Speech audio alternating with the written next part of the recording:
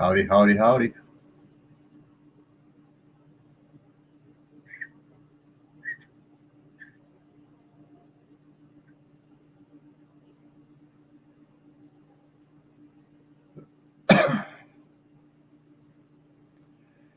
Well, I don't know if anybody's watching me now or not, so we'll get started anyway, just in case you are and you're on YouTube and I'm not picking up the stream. It says it's showing comments, but I'm not seeing any, and I'm not seeing any people watching. Not yet, anyway.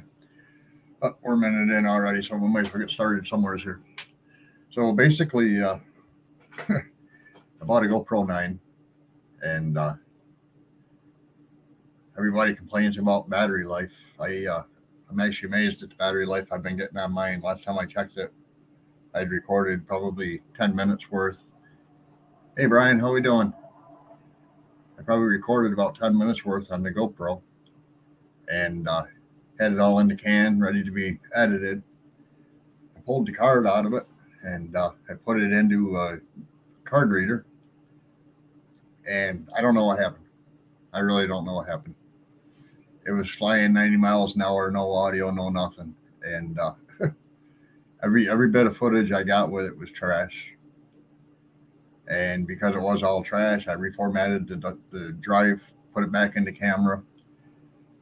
I ran 2 or 3 tests with it. The audio was fine, the recording was fine. Hi, Marianne.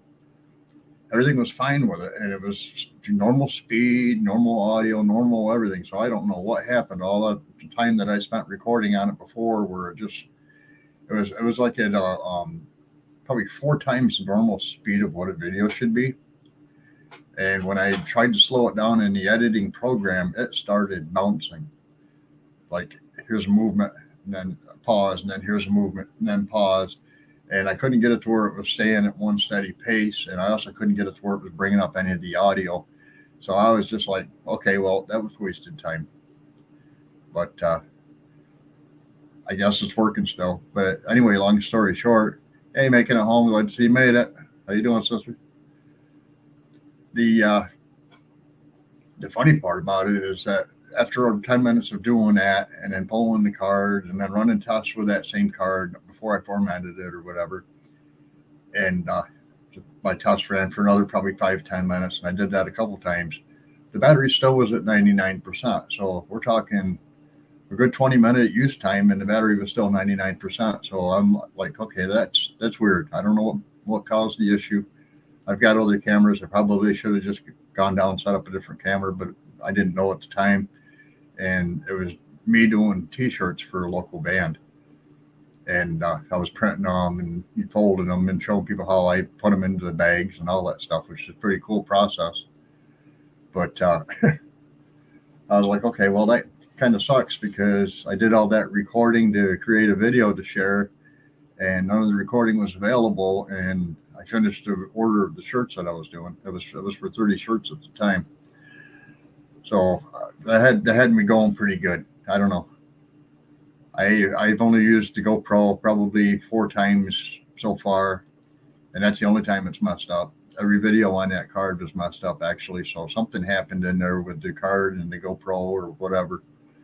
But yeah, I've got better cameras than a GoPro, actually. But I was relying on the GoPro because of its size and the fact that like right now I've got it sitting on this little desktop tripod for this camera that I'm using. The GoPro was set up inside or mounted to the top of this tripod, and I really wanted it to look good. I did all my tests, make sure that the video was pointing to the directions I wanted it to point in, and everything was coming up really nice and clear on the screen.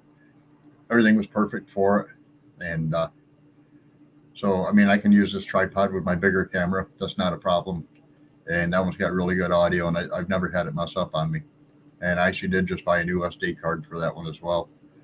So I'm just like, okay, well, this was weird. But lessons learned, I guess. You can't always rely on just one camera. And I actually think that from here on out, because I have multiple tripods and whatnot and multiple cameras, I may start doing these where I've got more than one camera set up at a time, two different angles showing the same thing basically. That way, if one camera does mess up, I've got the other one to fall back onto for some of the audio and some of the video or whatever. But yeah, let me know if any of you guys have any issues like that with your GoPro, because I'm real curious on this one. It's baffling me. I mean, if my drone did it, I'd blame it on operator error, but for the GoPro, that's just weird. That's just weird. And the fact that it messed up all the files on the card too was really weird. But anyway, so anybody want to join in tonight? Got a camera and microphone available? And get this conversation rolling. Hi, Lynn. How we doing?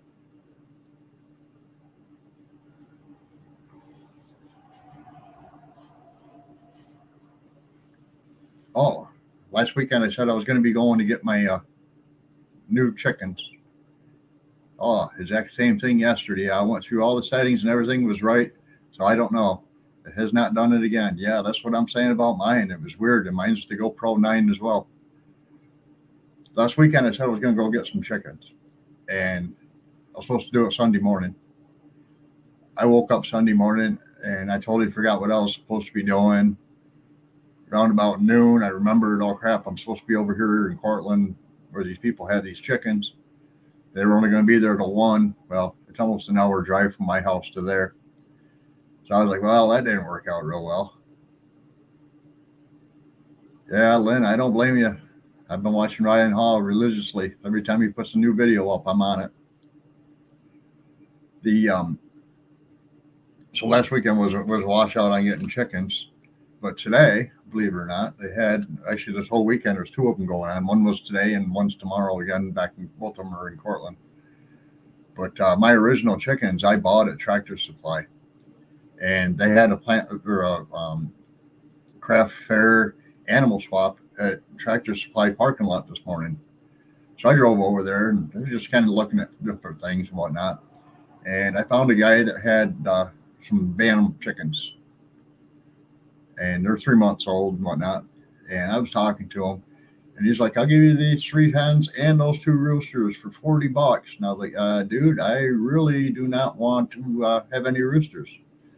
I don't want chickens that are going to get broody. I don't want to be raising them up from, eggs to chicks kind of thing. I don't have the room for it. I'm not in a neighborhood where I want a bunch of roosters crawling around in the yard either, which I wouldn't mind it. I am out in the country.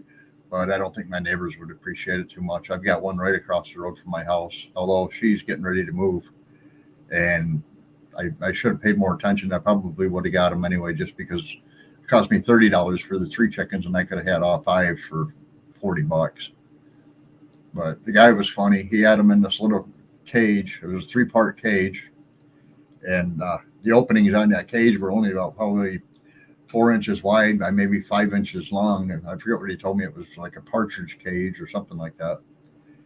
And he was fighting to get the chickens out of the cage. And I was thinking to myself afterwards, geez, I probably could have bought all 5 of those birds, and he would have gave me that cage, because he was having so much trouble getting the birds back out of it. But I had a couple of totes in my truck, so I just went over, grabbed the tote, went over, and he fought to get them out. And like every time he slid one into the tote, I put the cover back on. And when I was getting ready to pay him, he reached down and he latched the tote closed. He says, "Yeah, you don't want them getting out and running around the parking lot." And I was like, "I appreciate it." Well, I put them in the truck. They laid down on the bottom of that tote. No noise, no movement, no nothing. I actually unhooked one side of the tote because I didn't want them not having enough oxygen or whatever. And they rode perfect all the way here. Whole hour drive, 45 minutes to an hour.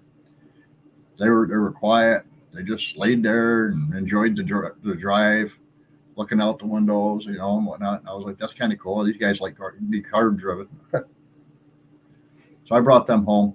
I put them into the coop, and so far they haven't come out of the coop. My last ones took a while after being in the coop.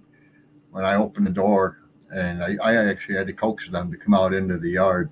So I'm hoping they'll do it on their own. I'm not sure how this guy was raising them, so they may never have been out of a coop.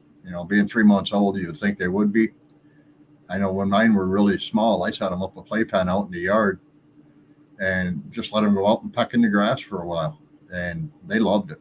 I mean, my playpen was about a 5 foot by 5 foot area fenced in, and they just stayed out there pecking at the grass and enjoying the sunshine. And I was like, okay, these guys are really liking this outdoor stuff right now, so they'll be all right when I get them into the coop and keep the door closed so they get used to the coop for a while, and then open the coop up and let them go out into the yard in a fenced in area or whatever. They'll be fine. But I actually had to coax them to come out of the coop, and I actually shared a video of it. Their first time out of the coop, and it was quite hilarious.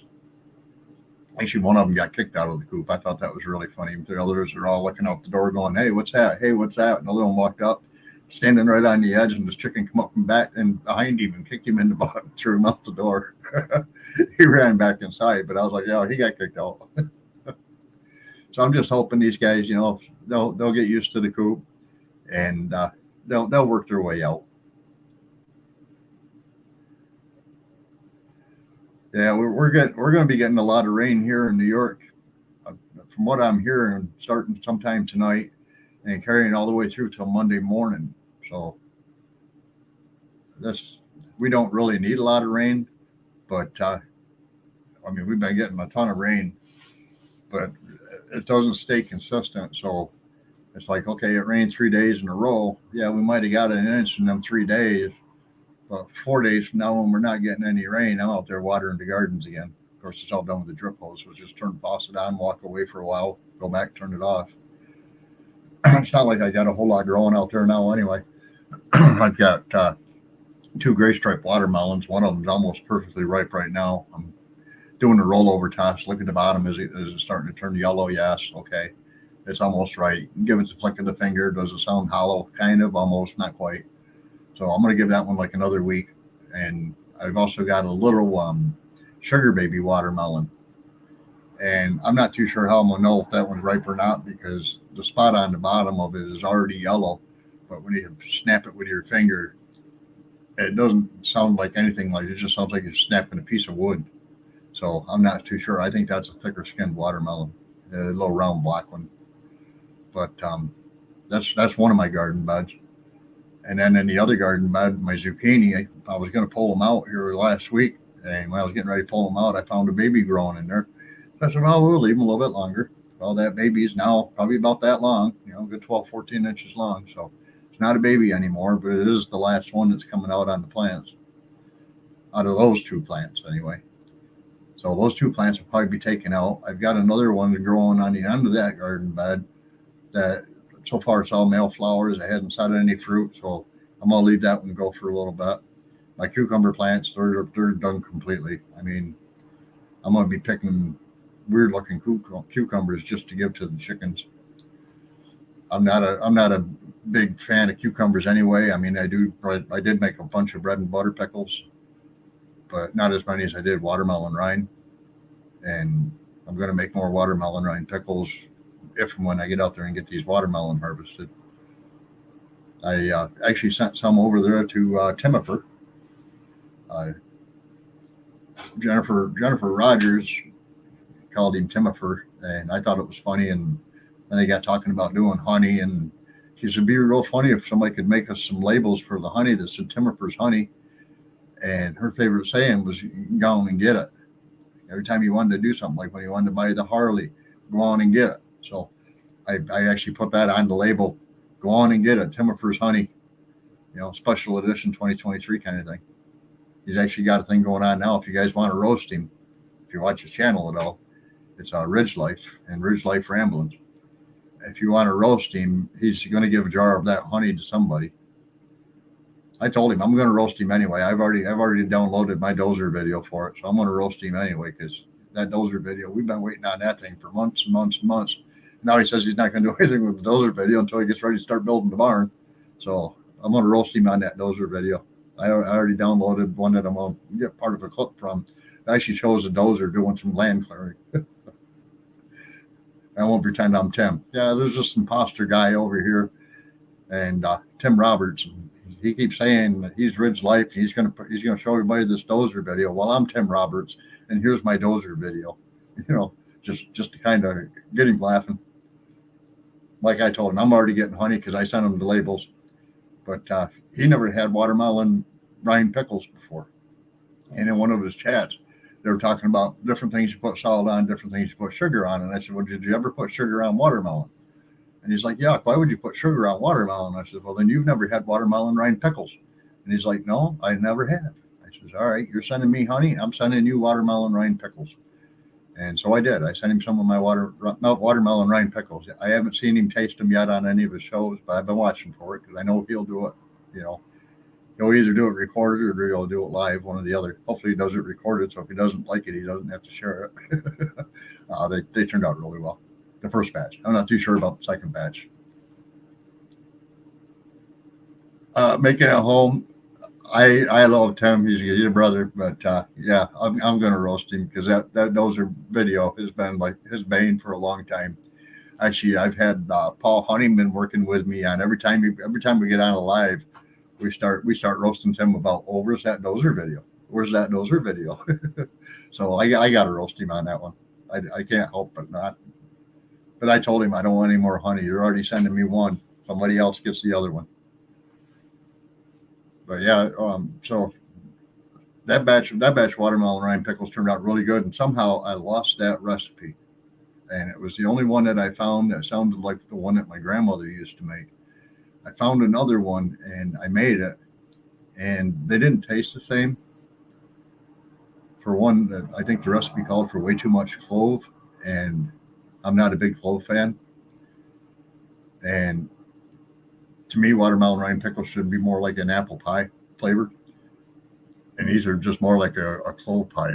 So I'm not real impressed with this last batch. They might get better over time. I'm not sure. And for some reason, the rind stayed awful crispy, which is okay for a pickle. You know, you want your pickles to be kind of crispy and not mushy. But I wasn't real impressed with the flavor of this last batch. So I'm gonna have to go back in, do some more research, and see if I can refine the recipe that I had the first time around.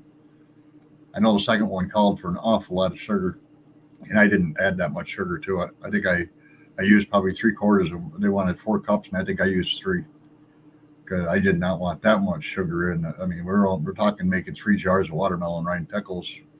I think a cup of sugar per jar is plenty, considering you're using pint jars. You know what I'm saying? Of course, there was a wasted brine at the end of the day that I just poured on the weeds out back. And believe it or not, boiling vinegar works great for killing wild sumac. So if you got a sumac problem, hot boiling vinegar, that'll kill them by the root. All right, so let's see what else we got going on here. Oh, the 3 chickens I got, they're all bantam, and they're all 3 months old, so I won't be seeing any eggs till spring, which is, I'm fine with that. I'm not in a big hurry to see eggs.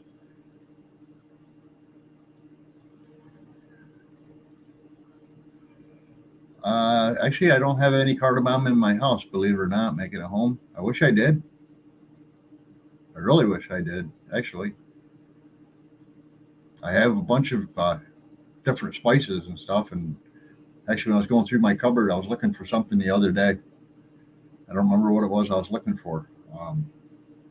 It was for a recipe I was working on, and I could have sworn I had it in my cupboard. I think it was oregano. Yeah, oregano. I could have sworn I had it in the cupboard, and I was searching, and there wasn't any there at all. And I'm like, okay, well, then use Italian seasoning. It's got oregano on it, and it worked. It was a pretty good recipe. It was for what they call the sausage zucchini cheesy bake. A lot of zucchini, a lot of sausage, but it was good. A lot of cheese actually too. And put it on rice, really good. But yeah, one of these days I'm gonna go through my spice cupboard. I've got duplicates and triplicates of spices, and some of them are old and some of them are new. So I'm gonna go through and start sorting those out and throwing out all the older ones. If I got a new one take its place, the old ones are gonna go in the trash. Most of the time, what I find with spices is after they've been in the cupboard for a while, like maybe a year, they totally lose all of their good flavors and stuff in them. So I try to keep mine fresh as best as I can. And I know I've got some in there that have been there for way too long. But same thing, I got to go through and how much baking soda do I have? How much baking powder do I have and whatnot? Because I like making my own breads and stuff as well, especially zucchini bread. I've got two big zucchini sitting on my counter right now, and I've got that other one out in the garden ready to be picked. So those will all be made into zucchini bread, pineapple zucchini bread. That was one of my go-to recipes too. Was making pineapple zucchini. You take zucchini, chunk it up, and put it in 100% pure Dole pineapple juice and bring it to a boil. And then fill your jars up with the zucchini and then top it off with the apple juice brine and do it in a water cast batter. And it makes the zucchini look and taste like pineapple. And because I like zucchini pineapple bread, I said, well, I'm going to make my own zucchini pineapple. So I can use that in my own zucchini pineapple bread. I think that would be awesome. And I'm also going to do a pineapple upside down cake with it because I haven't had that in a long time and I love it.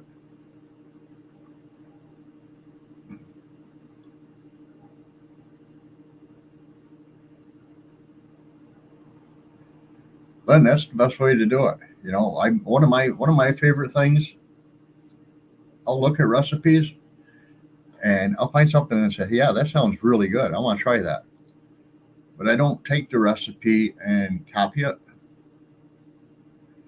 What I do is I take the recipe idea and say, okay, I'm going to take that, but I'm going to embellish it with my own flavors and do my own thing with it. The cheesy sausage zucchini bake, I didn't follow the recipe per se, but I knew what the ingredients were because I'd made it once already, and it was pretty good. As far as soup, um, I make split pea soup, and that's about the only soup I think I've ever made out of scratch. You know, yeah, yeah, absolutely making a home. Recipes are just suggestions. I grew up in a family of people who loved to cook. My mom made sure when we were kids growing up that you're not living in my house forever. You're going to need to either find yourself a woman that teaches you how to do laundry and teaches you how to cook and keep your books straight, or you're going to have to learn it on your own. And I'm not waiting for you to get a woman. I'm going to teach you. And of course, growing up in a house of three boys, we also learned how to wash dishes, do laundry, all that stuff, which is okay by me. You know, I washed dishes in restaurants for years, so learning how to do it on my own at my own house is not even something to think about as being a bad idea. But yeah, that's the way my mom was. She was very adamant. You're not staying with me all your life, so you're going to have to learn how to do all the things I've been doing for you. And we did. You know, actually, I mowed lawns for a living. And after I got out of the military, I bought a bunch of equipment, started mowing lawns and stuff. A friend of mine was retiring, and he had a lawn business, and he had sent me all of his customers, mostly just for one fall, or go in and rake up all their leaves, bag them up, and then on trash day, go pull them out to the curb. And it turned out that they wanted me to be there to mow their lawn during the summertime and shovel the snow during the wintertime and all kinds of stuff. And I said, all right, fine, great. I got people that want to work for me. I'm good. And I was working a different job at the same time. And so basically, the lawn maintenance business started out just taking on a few lawns and mowing lawn or raking leaves, and then it got into okay, shoveling driveways and sidewalks, and then it moved on to okay, mowing lawns all summer long. And it got to the point where it actually worked out to be a pretty good business. I ran it for almost 5 years. All the while I was living at my mom and dad's house. And of course, my uncle lived on one side, and my dad's best friend lived on the other. So I was mowing all three lawns every week for everybody. And my mom said, "Well, seeing as how you're mowing the lawn, we're gonna charge you rent, but all we want is a pound of hamburger a week." My dad freaked out. "What do you mean a pound of hamburger a week? I want you to pay money." But it was fun. Okay, where are we at? Making a home, box spices in the freezer. I actually have a Ziploc bag in my freezer full of dill because I made hot dilly beans. My brother Dale used to work for Wegmans up in Syracuse, and every time it comes time to do like hot dilly beans and stuff like that, he always brings me down a big bunch of fresh dill out of the store because up there they got it and it's really cheap. Down here, I think I found one store so far that carries it and it wasn't fresh. But yeah, I was told just, take the leaves, dice them up, spread them on a cookie sheet, throw it in the freezer for 2 hours, put them in a Ziploc bag, throw it back in the freezer. It's good for the rest of the winter. So that's mine.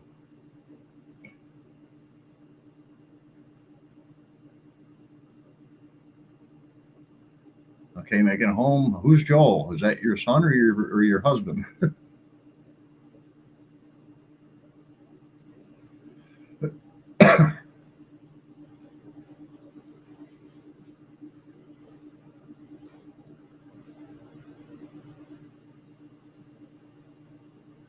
Yeah, I don't know if any of you guys tried hot dilly beans or not too. Those are so easy to make. Husband, okay, there you go. They're so easy to make. The total recipe is just 50% vinegar, 50% water. You dice up or chop up a hot pepper into like quarters or halves or however much hot flavor you want to it. Drop that down in the bottom of the jar. Cut all your beans, put them down in there. A clove of garlic in each jar. Fill each jar up with the vinegar and the water solution. I think there's a little bit of cannon salt, but not much to it. Just fill the jars all the way up, throw them in the water bath canner, put them on the shelf, and they're good for a year or two. That for me was like a really really easy recipe to learn. And back when I used to do a lot of plant swap groups and stuff like that, we always put together these potluck lunches and whatnot.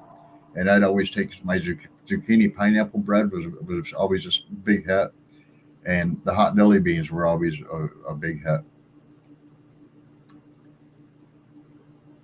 Actually, making it home, no, I haven't seen any of your videos. I will have to look and see if I can find some of them. I've actually been trying to follow all of the channels that I can that I met in Oklahoma, and there was a lot of them. Everybody knows who this lady is, right? She just sent me these two stickers this week, along with the prize that I won on her last live, which were like potato chip clips kind of thing. Yeah, something like this right here. Got a magnet on the back to stick it to the fridge, and you just put it on your bag of chips or whatever to keep them closed. Except for hers had like butterflies and things like that on them, but I won them for doing something on her live. I don't remember what, but I thought that was kind of cool. Just got them in the mail yesterday, actually. The I, out of all the people I met in Oklahoma, I don't know of any channel I don't watch.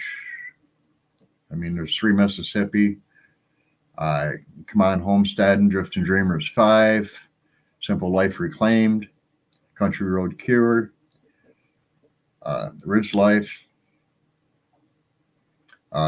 Joss from Tree Haven, Peter, Old Man King Homestead. God, there's a lot of them. There's a lot of them. I think we had 40 channels there when I was there. But I try to keep up with all of them, and of course, a lot of them now, like Simple Life Reclaimed, Country Road Cure, Come On Homestead, and Drifting Dreamers 5, all have their daily vibes they're doing. I don't know if anybody watched Mike and Lissa's from today, but that was pretty funny. Somebody sent them these ghosts, and on the front of the ghost it said, "Get your sheet together." And theirs is shooting the sheet with the Smiths daily vibe. And so I thought that was really cool. But the one person sent it to them, and I was like, wow, somebody's really talented.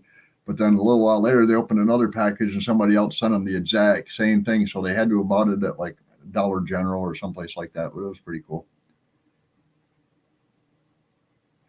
Yeah, Lindy Okie, I was actually there for the Mid America meetup at Lake Tenkiller. We when we went there, it was a long drive. A long drive. We left New York, drove 11 and a half hours to Illinois, just outside of Chicago. Stayed at my girlfriend's house for the night. Got up in the morning, left there, drove down into Missouri to her other sister's house, spent the night there, and then left there and drove the rest of the way down into Oklahoma. And each step from Indiana down was about six and a half hours between each stop. So then Friday night we went over to where the meetup was at. I went over and I talked to Dave Warren from Come On Homestead and Tim and a couple of the other people, MT Homestead, Mike and Terry. They were the hosts for it, so I was over there visiting with them as well. And yeah, Brian, the Vineyard Farmhouse, he brought some cornhole boards that were given away at that. I remember that very well. He did an awesome job on those. The only year you didn't go to a meetup. Oh, Lynn, that's too bad. You know, the next one's going to be at Blue Mountain Lake in Arkansas, but we won't be at that one. I promised my girlfriend that next year we're going to be going to Florida to visit with her other sister because I've only met her once, and that was when she had a sister that lived local to us, passed away, and all of them came from out of state and stayed here at my house to be able to do the call-in hours and whatnot. And that was the only time I got to meet them, but I was working every day at the time, so I only got to hang out with them for maybe an hour a night or whatever, and that was it. All right, well, guys, my half hour is taken up, so I will see you guys here again next Saturday. I'll try to come up with some other topics to keep the conversation rolling. If anybody wants to join me on this, you're more than happy to hook up your microphone and your camera. The link will always be at the top of the chat. We'll talk to you next time. You guys have a good night. Enjoy the rest of your weekend. Later.